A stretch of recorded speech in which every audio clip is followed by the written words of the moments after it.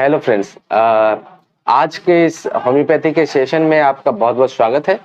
आज हम होम्योपैथी में यूज होने वाले कुछ मेंटल रूब्रिक्स को कवर करेंगे और जानेंगे मेंटल रूब्रिक्स का क्या भूमिका होता है होम्योपैथी के केस में और ये एक्चुअली में होती क्या है। मेंटल रूब्रिक्स एक ऐसी स्टेटमेंट होती है जो पेशेंट के भावनाओं को, पेशेंट के कैरेक्टर को रिप्रेजेंट करती है, जिसमें कि पेशेंट क्या कहता है, पेशेंट क्या कहना चाहता है, उनकी जो स्टेटमेंट होती है वो बहुत बड़ी स्टेटमेंट होती है। वो एक बात को या अपनी जो समस्या है वो जब बताता है वो अपने हिसाब से बताता है। लेकिन होम्योपैथी में इसकी एक शॉर्ट सी वर्ड होती है या स्टेटमेंट होती है, सेंटेंसेस होती हैं, शॉर्ट में होती है और उसका पूरा सार हम निकालते हैं। तो इसमें हम लोग क्या करते हैं, रिवर्स करते हैं कि पूरा सार हमने लिया पेशेंट के पास से और उसको, क्योंकि एक पेशेंट जब अपनी सारी डिटेल्स बताता है या हमने जो डिटेल्स उसमें से ली तो वो बहुत बड़ी फॉर्म में होती है, उनको हमें शॉर्ट करना होता है। वही शॉर्ट फॉर्म ही रूब्रिक कहलाती है। अब बात करते हैं रूब्रिक का इंपॉर्टेंस क्या है। दोस्तों, जैसे कि पेशेंट अपनी जो भी सिम्टम्स बताता है, खासकर रूब्रिक जो मेंटल रूब्रिक होते हैं उसमें ये खास बात होती है कि पेशेंट को रिफ्लेक्ट करना, पेशेंट का प्रेजेंटेशन रखना, ये रूब्रिक का एक मेन मकसद होता है, जिसमें पेशेंट जो है अपने कोई भी भावनाएं, कोई भी सिम्टम्स या जो हम उससे ऑब्जर्व करते हैं पेशेंट को देखने के बाद उसके बिहेवियर में या उसके नेचर में, वो सारी चीजें उन रूब्रिक्स में होती है। और ये रूब्रिक क्या करती है, हमें सिमिलिमम मेडिसिन की तरफ जो है लेके जाती है और साथ में हमें शॉर्ट आउट करने में हेल्प करती है कि इतने सारे मेडिसिन है, उन सभी मेडिसिन को शॉर्ट आउट करने में हेल्प करती है। तो ये काम होता है मेंटल रूब्रिक्स का। अब बात करते हैं मेंटल रूब्रिक को जो है कैसे हम जो है जानेंगे कि क्या होता है, कैसे मेंटल रूब्रिक को हम लोग एग्जीक्यूट करेंगे। तो पेशेंट जब कोई बात कहता है उसके बातों को रूब्रिक में कन्वर्ट करना, ये कन्वर्शन एक बहुत बड़ा जॉब होता है, बहुत टफ काम होती है, जिसके लिए आपको दो चीजों की बहुत ज्यादा जरूरत होती है। दो चीजों में पहली इंपॉर्टेंट चीज ये है कि हर एक रूब्रिक का सही ज्ञान होना, सही जानकारी होना कि वो रूब्रिक क्या कहना चाहता है, उस रूब्रिक का सही मतलब क्या है। अगर आप रूब्रिक के इंफॉर्मेशन में कंफ्यूजन रखेंगे या आपको कंफ्यूज रह रहे हैं उसमें कि इस रूब्रिक का ये मतलब हो सकता है, तो वहां पे आपका केस जो है मैनिपुलेट हो सकता है।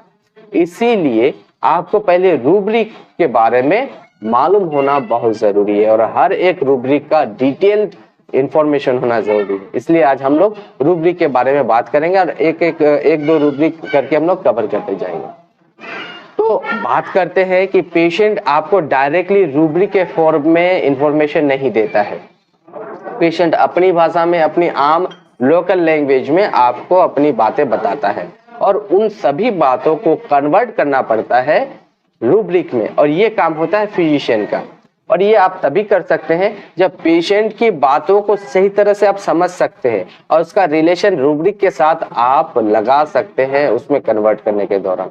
तभी आपका रूब्रिक जो आपको मिलेगा, जो रूब्रिक आपने बनाया उनके सिम्टम के हिसाब से, क्योंकि रूब्रिक हमारे पास स्टोर्ड है, रिकॉर्ड में है कि इस रूब्रिक का ये मतलब है, तो जो पेशेंट कह रहा है उसका क्या मतलब है और ये मतलब हमारे होम्योपैथी में रिपर्टरी के अंदर कौन से रूब्रिक के अंदर में ये मतलब जो है सिमिलर करती है, फिर आप उसको कन्वर्ट करते हो उसमें।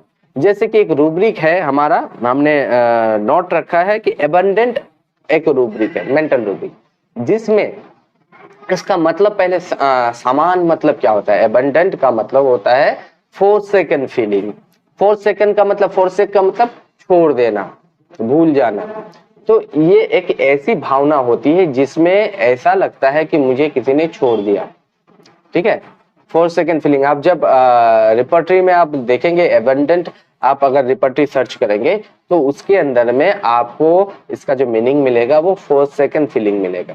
और फोरसेकन फीलिंग का मतलब क्या होता है? ये एक ऐसी भावना होती है, ये ऐसा एहसास होता है जिसमें आपको ये फील होता है कि आपको किसी ने छोड़ दिया, आपका कोई केयर नहीं हो रहा है, आपको अंडरटेक नहीं करा जा रहा है, ये फीलिंग होती है। अब ये तो हमने आम भाषा में हमने समझ लिया कि एबेंडेंट का मतलब ये होता है, लेकिन पेशेंट हमें अपनी ये फीलिंग किस भाषा में, किस लैंग्वेज में हमें देगा? हमें कैसे पता चलेगा कि उसके अंदर में ये रूब्रिक है, वो इस चीज को जी रहा है? तो पेशेंट आपको आके कहेगा, पेशेंट की जो भाषा होगी, पेशेंट कहेगा डॉक्टर साहब, जैसे कि अगर पेशेंट बच्चा है तो बच्चों में आपको ये दिखेगा कि बच्चे से जब आप इंटरेक्ट करेंगे, इन्वेस्टिगेट करेंगे, तो आपको उसके अंदर में ये स्टेटमेंट आपको मिलेगा कि वो कहता है कि डॉक्टर मुझे ना कोई प्यार नहीं करता है, मुझे कोई केयर नहीं करता है। ये स्टेटमेंट आपको मिलेगा, मेरे मम्मी पापा मुझे प्यार नहीं करते हैं। इवन उनके माता पिता उन्हें प्यार करते हैं, पर उन्हें ये फील होता है कि मेरे माता पिता मुझे प्यार नहीं करते। आप पूछेंगे कि क्यों नहीं करते, तो वो आपको रिप्लाई करेंगे कि मेरे मॉम डैड जो है वो हमेशा काम में बिजी रहते हैं, वो मेरे तरफ ध्यान नहीं देते हैं, मेरे ऊपर अटेंशन नहीं रखते हैं, क्योंकि बच्चों को एक खास अटेंशन चाहिए होता है। तो ये जो खास अटेंशन उनको नहीं मिल रहा होता है, तो उनके अंदर में एक फीलिंग डेवलप होता है, जो फीलिंग एबंडेंट के रूप में होती है, फोरसेकन फीलिंग के रूप में होती है। ठीक है, तो ये एक फीलिंग है, ये एक मेंटल रूब्रिक है। इस फीलिंग को मेंटल रूब्रिक में इस तरह से कन्वर्ट किया जाता है जब पेशेंट अपनी ये स्टेटमेंट पास करता है। ये तो बच्चों में हो गया। एक वृद्ध व्यक्ति या एक वृद्ध स्त्री जो है आपको कैसे अपनी इस भावनाओं को बताएगा? तो एक बूढ़े लोग जो वृद्ध व्यक्ति हैं, आप उनसे जब पूछेंगे तो आपको ऐसे बताएगा कि डॉक्टर साहब देखिए, जीवन में अब जो है कोई अपना नहीं रहा, और जीवन में हर कोई अपना मतलब ही है, अपने काम में जो है मलिन रहता है। वो अपनी बातों को एक अलग फिलोसॉफिकल अंदाज में कहता है। ठीक है, क्योंकि वृद्ध लोगों को जो कहने की जो एक टेंडेंसी होती है, वो एक फिलोसॉफिकल वे में कहने की टेंडेंसी होती है। आपको उसके सार को समझना है कि वो कहना क्या चाह रहा है। आप कहेंगे कि अच्छा आपको ऐसा क्यों लगता है, तो कहेंगे देखिए ना, जिन बच्चों के लिए मैंने इतना कुछ किया, आज वो बच्चे अपने काम में व्यस्त रहते हैं, माता पिता के प्रति कोई ध्यान नहीं है, कोई प्रेम नहीं है, कोई स्नेह नहीं है।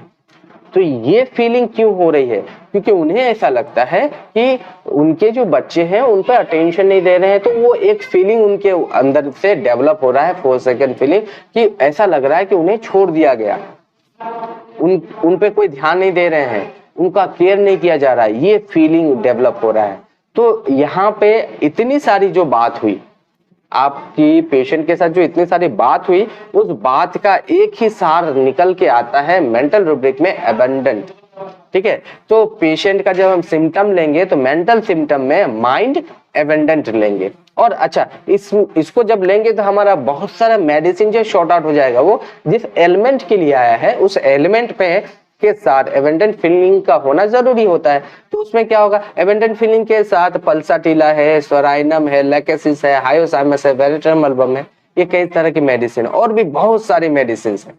तो ये मेडिसिन आपके उन एलिमेंट, जिन एलिमेंट को भी आपने लिया है उसके साथ है। सपोज कि उनको अर्थराइटिस है, बूढ़े लोग हैं तो अर्थराइटिस कॉमन बात होती है, अर्थराइटिस है, साथ में उनकी जो व्यवहार है, उनका जो बिहेवियर है वो बहुत माइल्ड है, साथ में उनको अबंडेंट फीलिंग भी होती है। तो ये और अर्थराइटिस में उनको वंडरिंग पेन है और थर्स्टलेसनेस फील होता है, फिर भी मुंह सूखता भी है। तो ये सारी जो सिम्टम्स आपने ली तो आपको मिलेगा कि ये पल्साटिला का पेशेंट है। पल्साटिला का पेशेंट को अर्थराइटिस में वंडरिंग पेन होता है, कभी यहाँ कभी यहाँ। उनको थर्स्टलेसनेस होता है विथ ड्राइनेस ऑफ माउथ, मुंह सूखा हुआ है फिर भी थर्स्टलेसनेस फील होता है।